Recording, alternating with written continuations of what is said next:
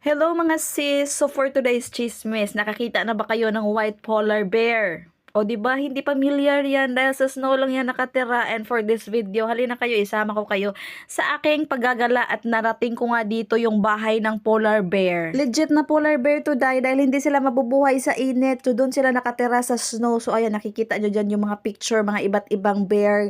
At nandito nga kami sa isang kuweba. Akalain nyo yun, makikita natin dito yung polar bear. So, isang polar bear lang pala nandito and napakadaming ang tao ang nagpicture-picture. Of course, nagbi-video-video yung vlogger-vloggeran yung walang sahod. Naghahanap talaga ako dito ng perfect spot ko para makapag-take video naman ako sa polar bear na ito. Hindi ko pa nga nakita, and lahat nga ng mga spot parang puno na dahil yung mga tao, napakadami dito at nagpipicture-picture, nagvideo-video. So, yung polar bear, makikita talaga natin mamaya kung white na white ba talaga siya. So, ganito yung bahay ng polar bear. O legit talaga, dahil na super ice and nagno-snow yan.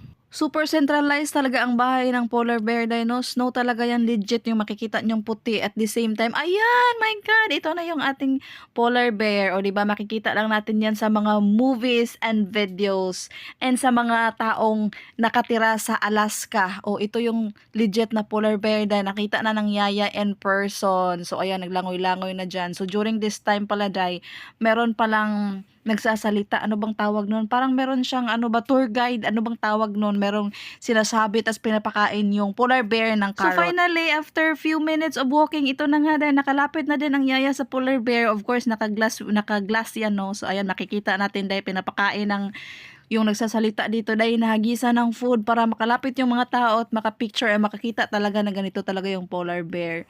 No, grabe, napaka-amazing naman talaga. Yung kaniyang water is very cold yarn.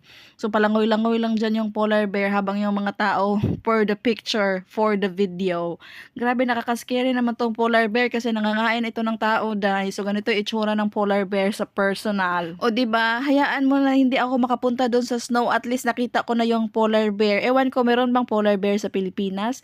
Hindi ko alam. Marami naman di bang mga anong tawag nun, mga zoo? Basta dito dahil sa Suhay, dito ko nakita yung polar bear, and napakaraming mga animals dito na very rare. Yung kanilang zoo is complete talaga ng mga iba't ibang animals. And ito nga yung polar bear yung pinaka-expensive dahil nga sa snow lang talaga ito makikita. That's all. Thank you.